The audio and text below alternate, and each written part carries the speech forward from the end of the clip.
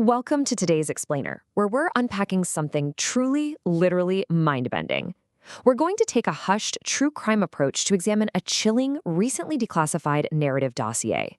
It's a bizarre collection of recovered letters, memos, and logs that plunges us straight into a terrifying story about identity, the absolute unchecked power of the state, and just how fragile human memory really is. Honestly, it reads like a dystopian sci-fi nightmare. But the scariest part? It's grounded entirely in the incredibly mundane world of modern bureaucracy. So let's just jump right into the deep end here. What exactly is a person without a record? To answer that, the source text forces us to look at a man who is actively, deliberately being deleted from reality. And I want to be clear, not murdered, deleted. We are essentially following the real-time perspective of someone watching their own existence evaporate from the very systems that define modern life.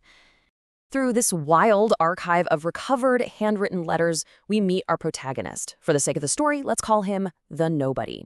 He's desperate to prove his own existence, right? He explicitly notes that writing is his absolute last lifeline because, as he puts it, the alternative is to let the silence have him completely.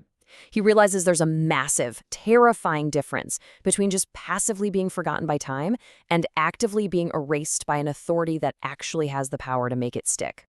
Part 1, A Man Without Records, the Bureaucratic Anomaly. You see, the horror doesn't start with some big cinematic explosion. It starts with closed bank accounts. It starts with a blank space on an apartment lease where a signature used to be. On one side of the equation, you have the tangible, physical proof of a human life. A scar on the left knee from a childhood bike crash, handwritten journals. But on the exact opposite side, you have the cold, absolute power of government databases. And what this shows us is that a physical body, if it's unverified by a bureaucratic system, is entirely powerless. Which brings us to part 2, the anatomy of erasure, systematizing the surreal. The dossier actually maps out this nightmare in 3 distinct, terrifying stages. It evolves from what looks like mere clerical errors, where databases are mysteriously wiped clean, to a horrifying second stage, where people's eyes physically slide right over you. You literally become a ghost in your own social circle. But stage 3, that's the most agonizing one, self-forgetting. Without records and without witnesses to reflect your life back to you, the mind itself begins to collapse.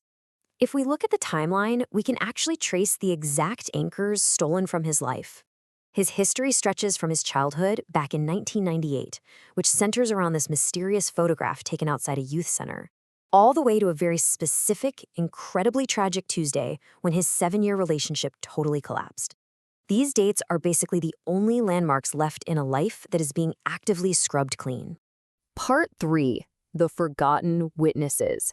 The ripple effect. This kind of erasure, it doesn't just happen in a vacuum.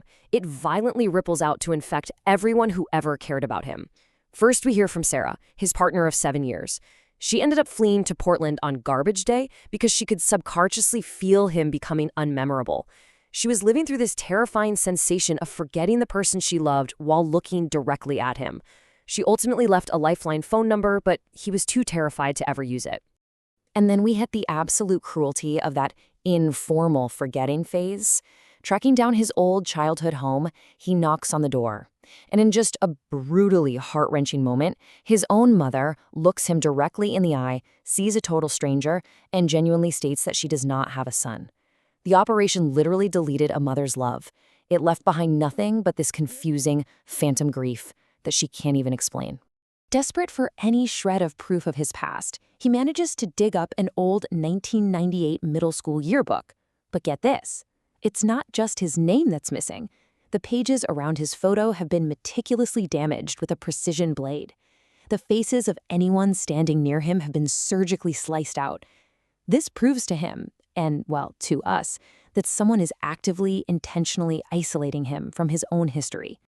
Part 4, Operation Conditional Existence, the Bureaucratic Conspiracy. Okay, here is the big reveal. Hidden deep in these recovered memos is something called Operation Conditional Existence. This wasn't madness. It was a highly classified, Level 6 government protocol authorized specifically to destroy the social networks of whistleblowers. The terrifying logic of the state was essentially this. If you assassinate a whistleblower, you make them a martyr, right? But if you slowly erase the people connected to them, you destroy their credibility and their mind without firing a single shot. So how did they do it? Well, the agency didn't use conventional weapons. They used artificial data glitches. They actually initiated this chilling psychological manipulation they referred to as memory degradation management. It was perfectly designed to introduce static into human memory, making targets actively invisible to their baristas, their landlords, and even their lovers. The motive is finally laid bare in the dossier, and honestly, it's heartbreaking. The target all along was just an innocent 12-year-old boy back in 1998.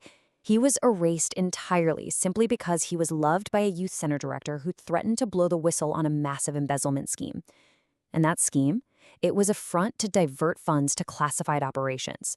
To silence her without making a scene, they simply erased the child she cared about, proving they could literally unmake reality itself. Part 5. The Rebellion of Memory. Echoes in the Gap. Years later, Margaret Chen, the youth center director and the actual whistleblower, finally breaks her silence. In her letters, she reveals that she was the one whose arm was around the boy in that 1998 photograph. Forced into silence by federal agents, she had to watch the boys she deeply cared for vanish as mere collateral damage. But by writing her letter, she reclaims her memory. She totally refuses to let the state dictate what is real. And this profound kind of rebellion continues in the poignant aftermath with Sarah.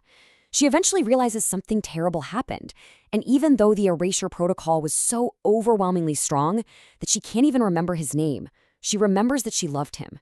Discovering she's pregnant with his child, she makes this incredibly beautiful, defiant choice. She names the baby Echo. It's a permanent, living honor to the ghost of the man she was forced to forget. In the very last recovered letter, our nobody comes to this heartbreaking yet beautifully transcendent realization. He knows he's disappearing. There's no stopping it. But he realizes that to exist in the letters, to exist in the love of Margaret and the grief of Sarah, is a permanent victory. Even if he leaves no official trace behind, he managed to exist in the space between the records. The state can delete all the data it wants, but it absolutely cannot fully delete love. So wrapping up this explainer, we're left staring at one absolutely crucial question. How do we actually measure a human life? Are we strictly defined by our bureaucratic footprint, our leases, our bank accounts, our data? Or are we defined by the unerasable impact we leave on the people who love us?